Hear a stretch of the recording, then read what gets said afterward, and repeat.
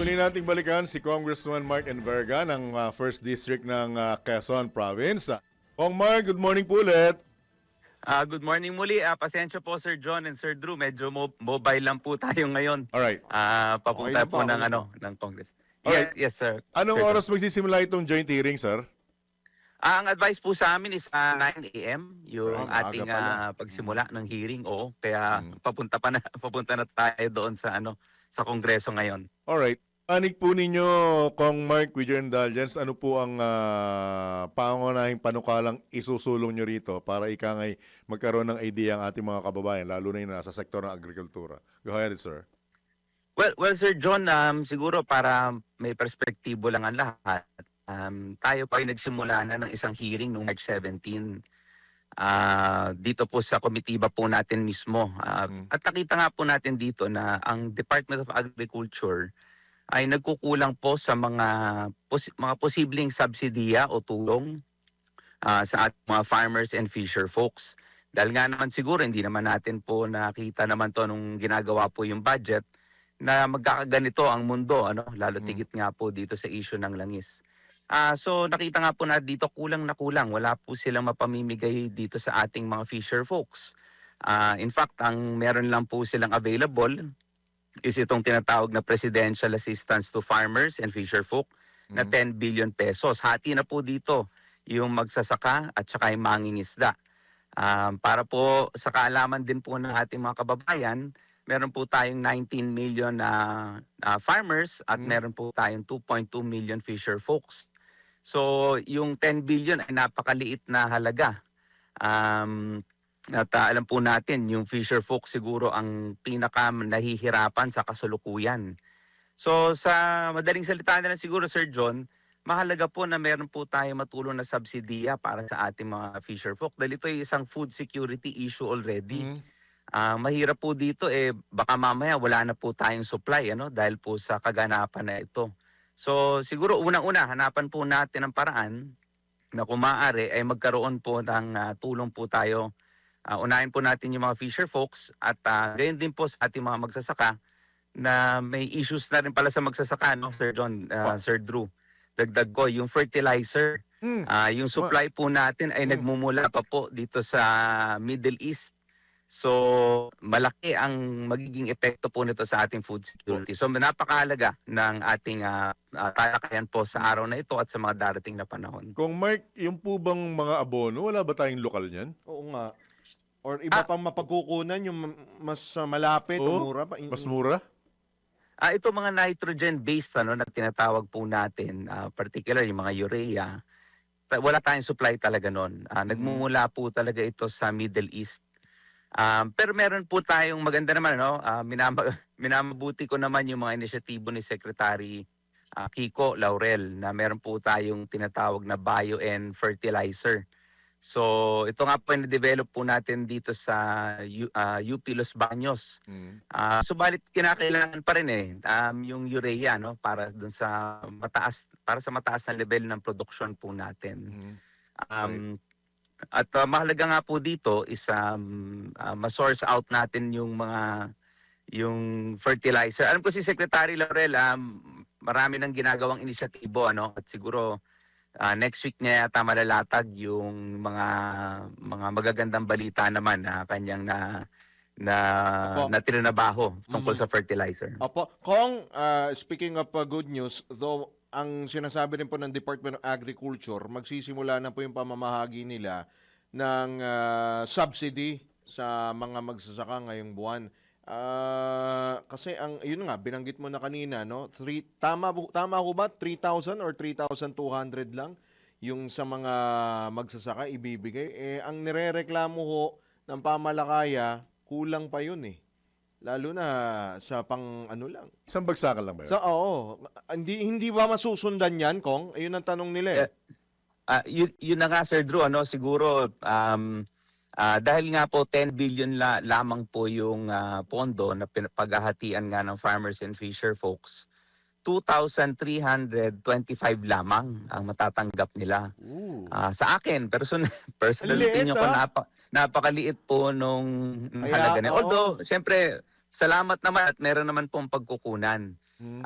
Kaya nga po mahalaga din po yung hearing na ito na magandang talakay po dito nga yung posibilidad na Mm. baka naman po pwede tayo makakuha ng mas mataas na tulong dito dahil kung hindi po mangisda yung mga mangisda natin, ako, delikado po tayo dito, Opo. mga magsasaka. Aha. Baka hindi nila magtanim, ay talagang Hindi naman pwede delikado yun. ang magiging Maraming sitwasyon po magugutom natin. nun, Kong Mark, di ba? Saan ba huhugutin yung 10 billion na yan? Galing bang RCEP yan? Ito po, Sir Drew, ay galing sa Presidential Assistance to Farmers and Fisherfolk Okay. na nalagyan ng budget for 2026. Pero yung sa RCEP, hindi pa natin ba pwede magamit yan? Sa RCEF naman, doon sa 30 billion na RCEF fund po natin, 15 billion yung kalahati ay naka-allocate na para sa mga inputs at sa machineries. May 15 billion na kung saan ay meron pong menu na pagpipilian ng Department of Agriculture at isa na nga po doon yung Rice Farmers Financial Assistance. So po pwede rin po natin maitap. Mm. Although syempre nakikita ko na rin po na medyo kukulangin po yung 15 billion para sa 2.5 million farmers na nagtitil ng 2 hectares and below. So mas maganda dito is mapalawak po natin. Baka may mga paraan ng mga budget kasi tayo makita sa mga ibang ahensya. Mm. Baka naman po May pwedeng excess, unahin. sir. Opo. May portion muna sa DSWD na makuha muna para matulungan po muna yung sektor ng pagtatanim at ganyan din po sa pangingisdaan. Yung kayang pondo sa iba pang infra ng DPWH, baka pwedeng gamitin yan, Kong Mark. Yes, Realign? actually yun yung isa sa mga nakikita rin hindi pa naman sigurado, nakikita mga pwede natin gawin. Mm. Yung tinawag na ni Chairman Miro Kimbo, posibilidad ng Bayanihan 3. So sa Bayanihan Yun. 3, Mm. magre-realign tayo Mm. hahanap tayo ng mga budget sa iba't ibang mga ahensya at posible ang DPWH ay pwede rin pong mapagkunan din ng pondo at mapag-isip po natin yon at matutukan po natin yung mga sektor na mangangailangan ng tulong.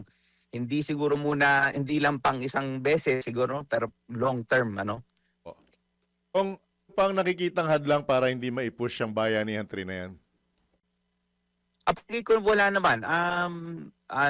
Siguro baka mga 2 days ago, nabasa ko naman ng pahayag ng palasyo, ng executive, ng ating Pangulo, na bukas sila sa usapin ng Bayanihan 3. Opo. Ah, Mhm. Kung ang hinahabol po natin dito ay oras. Mhm. At Yes. hopefully wag naman na sanang lumala at kanina kapapasok lamang ho na balita na isususpend po ni US President Donald Trump yung pag-atake sa Iran in 2 weeks time. So mahahabol ba natin? Kaya ba natin? Despite na meron tayong mga priority legislations, di ho ba, Congressman Mark and Kong Mark, kaya ho ba natin habulin po itong panahon just in time kasi may kasabihan nga tayo, 'di ba? Alam mo naman, with your indulgence ko yung John, aanhin pa ang damo kung patay na ang kabayo.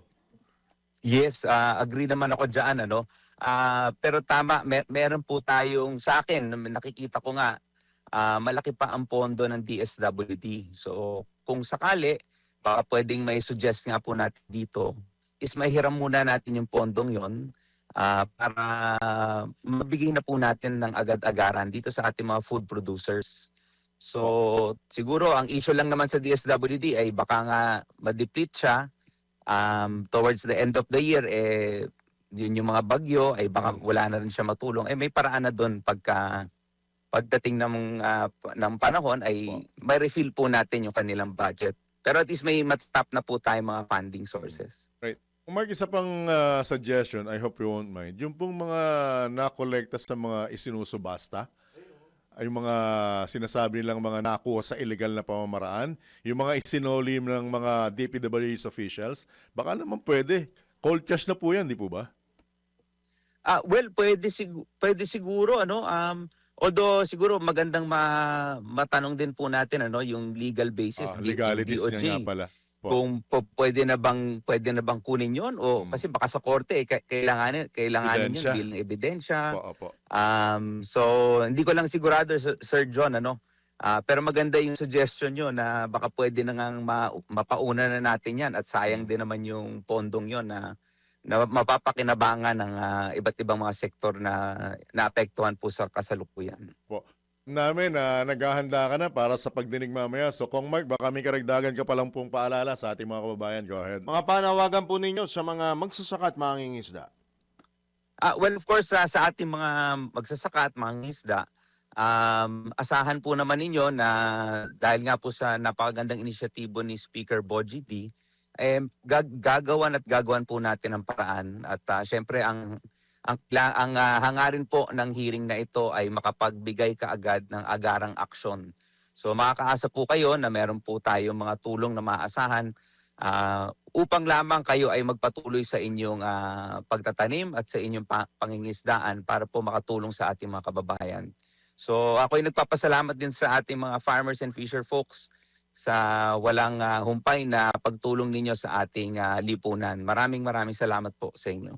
Alright. Mark, sana maiwasan din po itong babasahin ko yung storya mamaya. Yung napipilitang mabulok na lang yung ilang mga produktong gulay, agrikultura dahil sa mahal ng pagbiyahe Sayang yun, no? at murang na ibebenta, napapabayaan lamang po ng ating mga magsasaka, Kong Mark. Yes, Sir John. Sasama po natin yun, yung usapin na yan. We hope, tsaka alamin po natin, ang Department of Agriculture nag-commit din po sa atin last week na sila po ay may inisyatibo dun sa tracking, natutulong sila, lalo tigit sa mga Benguet vegetable farmers. Po. Na yung kanilang logistics, meron na daw silang mga dinideploy, aalamin na rin po natin anong estado na ba ang nagawa na ng ating kagawaran ng pagsasaka para matulungan po yung vegetable farmers. Alright. Again, congratulations. Good luck po, Kong Mark, at ingat po kayo. From time to time, mabalahin namin kayo. Kailangan po, update. Ingat po. Maraming ingat. salamat po sa pagkakataon Alright. po. Salamat Magandang po. umaga po sa ating po lahat. Okay. Thank you, sir. Ingat po. Po mga kabataan, kawali taktakan, si Quezon Province First District Representative at House Committee on Agriculture Chairman Mark Enverga.